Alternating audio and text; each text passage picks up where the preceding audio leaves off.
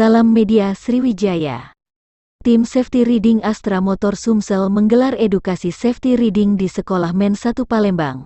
Pada Kamis, tanggal 13 Oktober tahun 2022, edukasi safety riding kali ini ditujukan bagi para siswa-siswi karena sangat penting bagi generasi muda untuk menanamkan pentingnya tagar cari aman.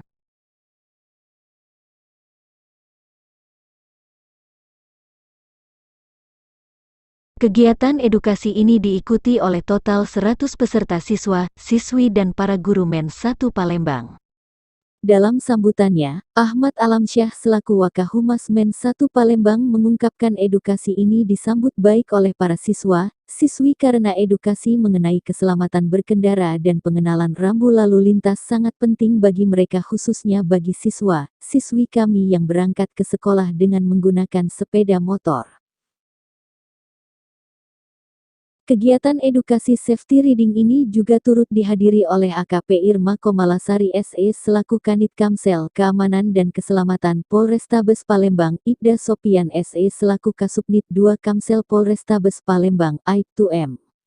Muhtasor selaku anggota Kamsel Polrestabes Palembang, Tommy Haryanto selaku Community dan Safety Riding Supervisor Astra Motor Sumsel dan Erik Oktriansyah selaku Safety Riding Instruktur Astra Motor Sumsel.